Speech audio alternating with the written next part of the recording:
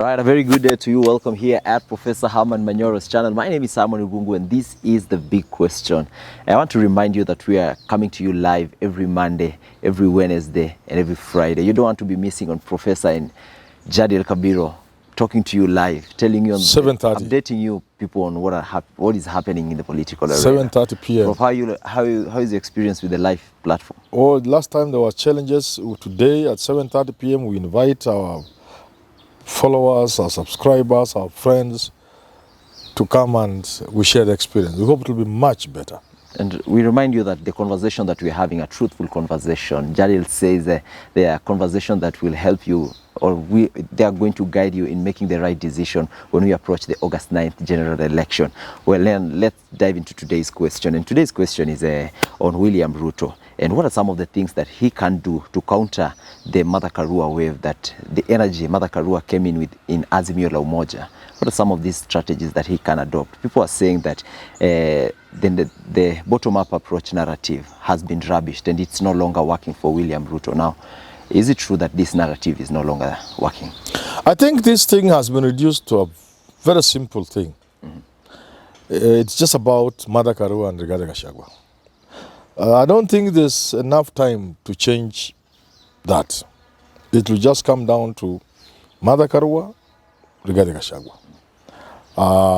So operating with that in mind and knowing that Rigathi Gachagua is almost like a disaster, first he might have to tame Rigathi Gachagua, to mind where he sends him, to mind what Rigathi Gachagua is asked to talk about, how to talk about it. In other words, he must be tamed and controlled because you can't change him.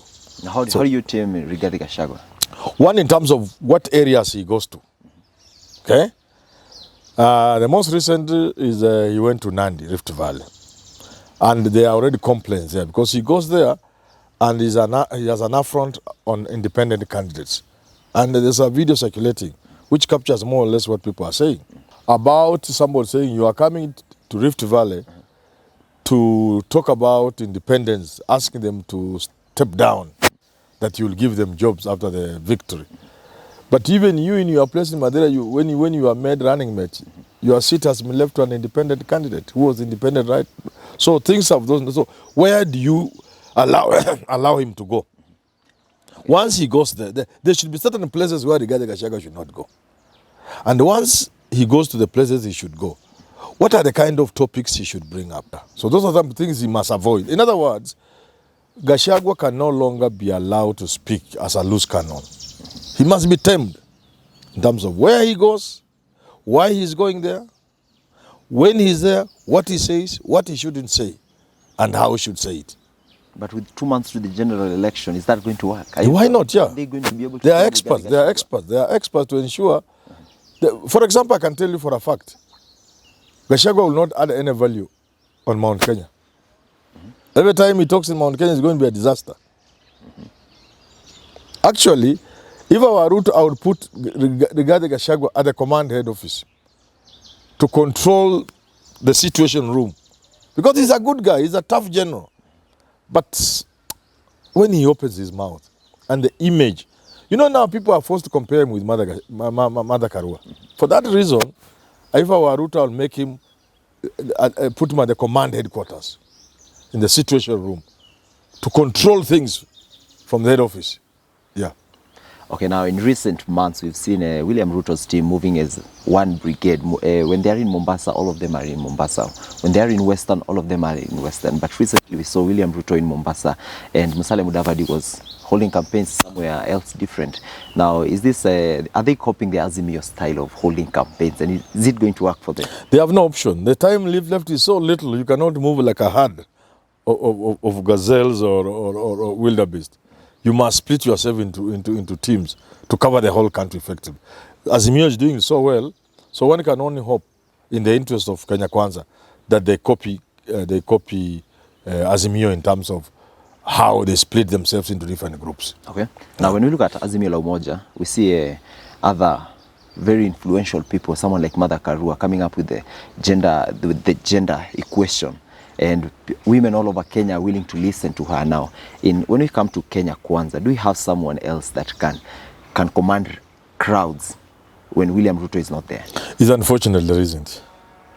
Okay. So his strategy must take cognizance of the fact that he doesn't have an alternative to him.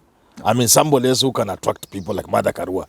You know, so for that reason, he must organize his campaign, knowing very well that he's a center, he's a focal point, he's everything. Okay. That's what I'm saying. Gachagua not adding any value in the field, because at the head office you require a lot of logistical power. So Gachagua can do that at the head office, at the command center. Okay. More useful.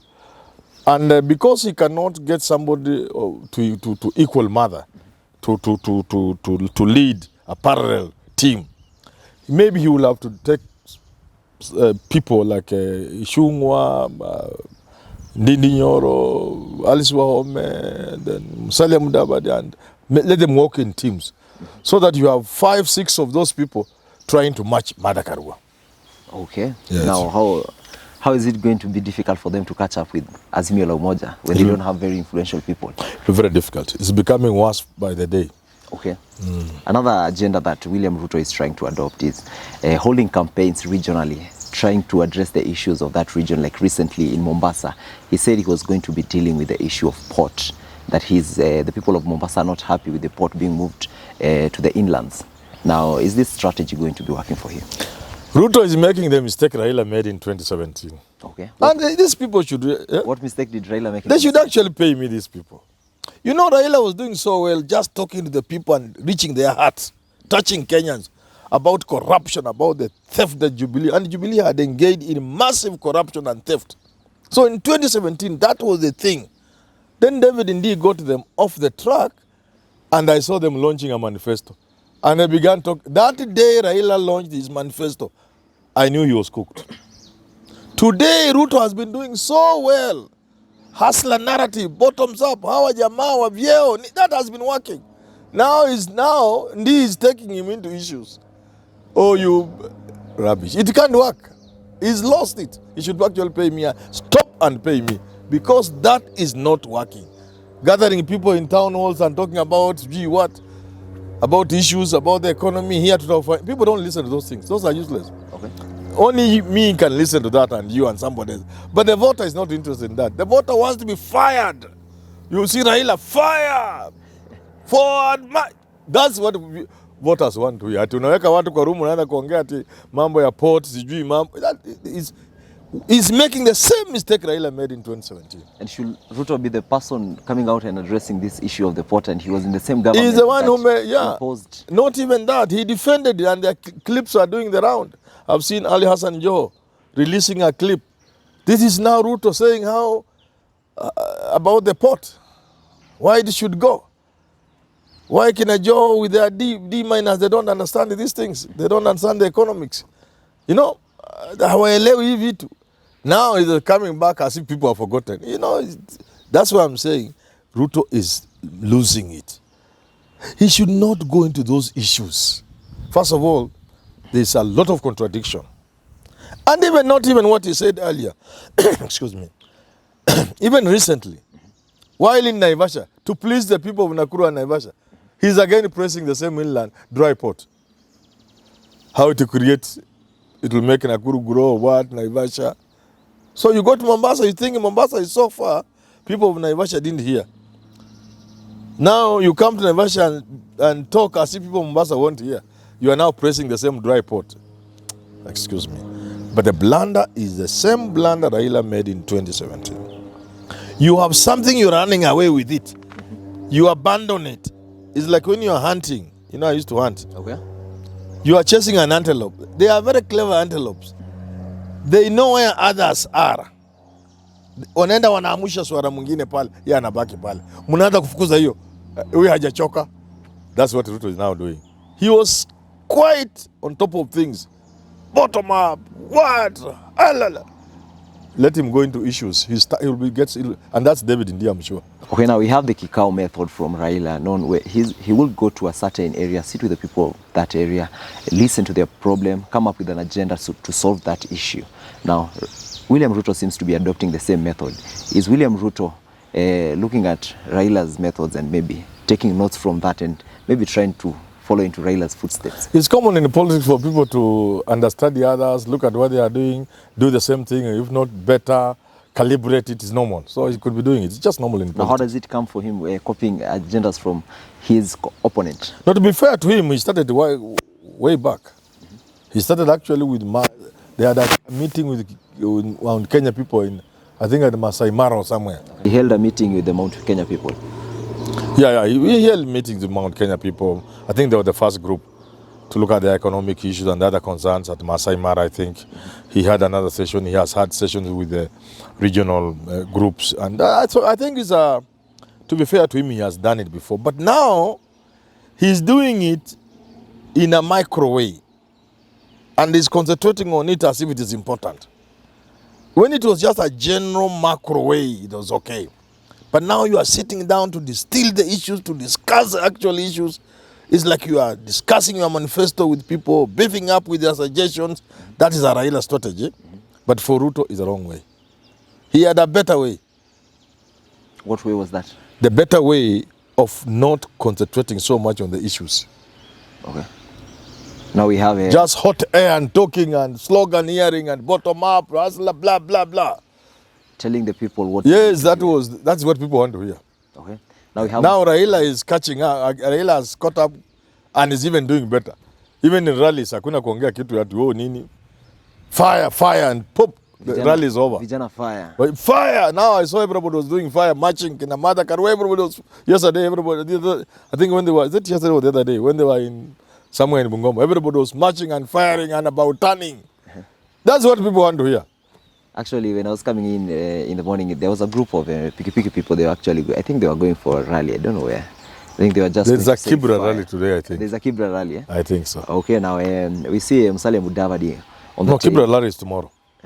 We see Musalia Mudavadi on the tail of Raila. When Raila holds campaign in Western, he's there the following day. When Raila goes to Bungoma, he's there the following day. He's just following him. Is this strategy going to work for them? No, they will be tired. Moi did this in 1992, 1997.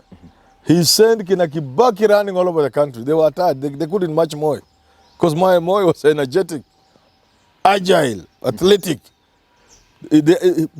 Wakistuka Moi is in Nyahururu. The rational Nyahururu Moi is in Kisii. They are in Kisii, Moi is in Kwale. They all got tired and confused. Okay. So if Ruto does not take care of people like Mudavadi, if they are trying to follow Raila, he will confuse them and he will tire them. Because Raila is an old fox. He's good at the game. Okay. Yeah. Now, if I hold here campaigns today, you come the following day and you hold campaigns, are you able maybe to cut short my mileage? Or... Yeah, it's possible. Yeah, that's why they do that. They do that because if you leave it unchallenged, if you don't provide an answer, the guy will carry the place. So you go and minimize the damage. Yeah, you go and repair. Some little repair work is done. It's necessary. And that's why, like you asked, do they have somebody like Mother Karua? And remember, for Raila Odinga, it's not just Mother Karua. There is Ali Hassan Joho. He can lead a campaign of his own. You saw in Nairobi. He can come and excite this Nairobi with Babu, the whole of Nairobi can come to a standstill. Okay. Without Raila, without Mother Karua. There is Orengo. There are parts of this country where Orengo can go and can hold ground. And there will be a big crowd just to listen to Orengo. So the other side has more luminaries. And that will help them when they divide into groups. And that will confuse and tire the Ruto group. Okay, so back to the very first question. Is there any way that Ruto's camp can counter the Mother Karua wave? Sort of, maybe like a miracle. Where things have gone now, the worst is yet to happen to their camp. Things are yet to happen. There was a Mother Karua magic. Okay. Kibruto Arab Kiru has defected. A series of things are most likely going to happen. So for them, they cannot recover from this. Okay. Yeah. Maybe the very last question out of our topic for today. We saw the deputy chairperson of UDA crossing over to Azimio la Umoja. Yes. What damage is it going to do to William Ruto? They are already saying Karua was nothing. He was just there. He was a stooge. But you see, that's not how things work in politics. It's about perception. You see, you lost your treasurer. Now you have lost your vice chairman. You are saying Raila is the one who has been losing people. Who is losing people now? You celebrated when Mutua and the king came on board. And I warned them. I told them, don't over-celebrate. You are going to begin losing people. If you are celebrating today because you have Mutua and the king, what will happen to you when Azimio get some people from you? It has started. So it has an impact in terms of, it's not how strong Karua was. He had a strong position, vice chairman. And he has left. The treasurer had left, Omingo Magara. You get it? That's how people look at it in terms of politics. And then the perception that you are losing is also very, very important. Okay. Now let's wrap up the conversation with that. Well, if you have been watching us and you've not subscribed to our channel, please just take a second or two, hit the red button. It's going to cost you absolutely nothing. Well, till we have the next conversation, enjoy the rest of your day.